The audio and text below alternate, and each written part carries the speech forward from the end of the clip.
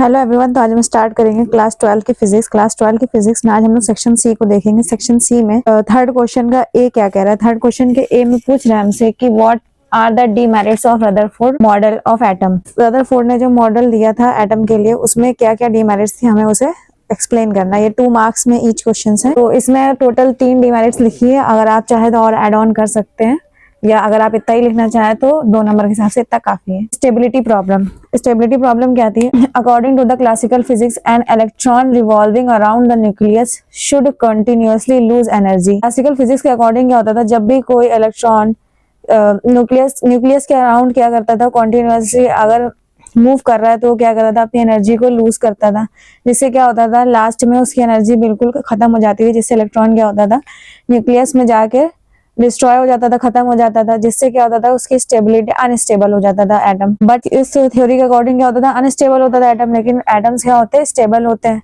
वो क्या करते हैं, अपना फॉर्म चेंज नहीं करते। फिर सेकंड वाले में क्या, इसको ये एक्सप्लेन नहीं कर पाया था। सेकंड वाले में क्या, no explanation of atomic spectra.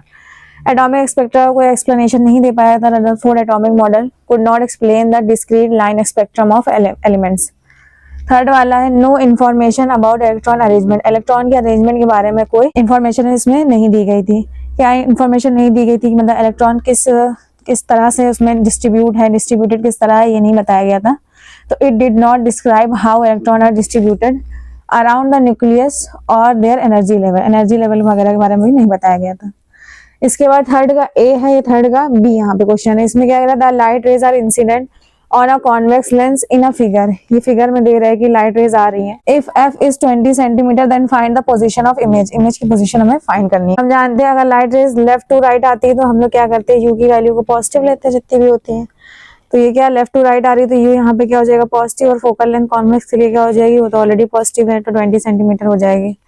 फिर लेंस के लिए फॉर्मूला क्या होता है, 1/f इक्वल में 1/v माइनस का 1/u। तो f की वैल्यू कितनी यहाँ पे 20 इक्वल में 1/v माइनस 1/10 की 1/10 रखा, u की वैल्यू को यहाँ पे रखा। इसका एलसीएम जब लेंगे तो यहाँ पे कितना आ जाएगा, 3/20। जब v की वैल्यू निकालेंगे तो इसको पलटना पड़ेगा, इन्वर्स करना पड़ेगा इसका, तो 20/3 आ जाएगा। इसको डिवाइड करने पर 6.67 सेंटीमीटर में ये आंसर आएगा यहाँ पे।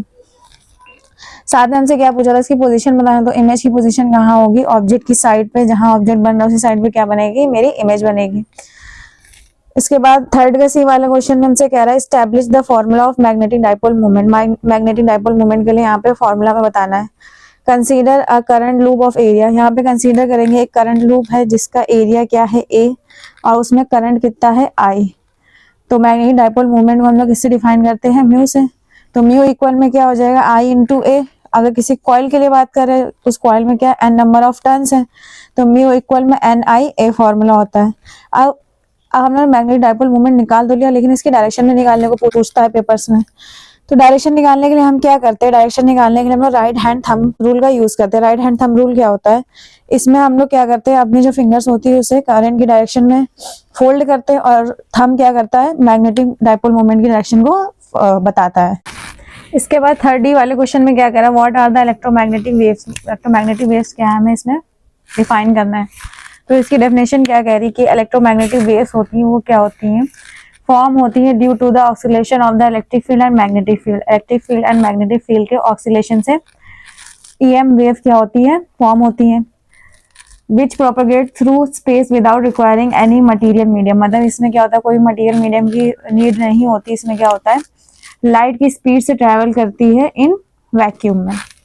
इसके कुछ कैरेक्टरिस्टिक्स भी बता दीजिए ताकि आपको थोड़ा सा और क्लियर हो जाए। कैरेक्टरिस्टिक्स फर्स्ट क्या है, इसमें electric field and magnetic field क्या होता है, ऑक्सीलेट करते हैं परपेंडिकुलर टू ईच अदर। मतलब एक दूसरे पर परपेंडिकुलरली क्या करते हैं, दोनों ऑक्सीलेशन करते हैं। अब बोथ फील्ड क्या होती है, परपेंडिकुलर होती है डायरेक्शन ऑफ प्रोपगेशन के। They travel with the speed of light in a vacuum. तो आज हमने सेक्शन सी के थर्ड के टोटल 4 क्वेश्चंस को सॉल्व करा, समझा है।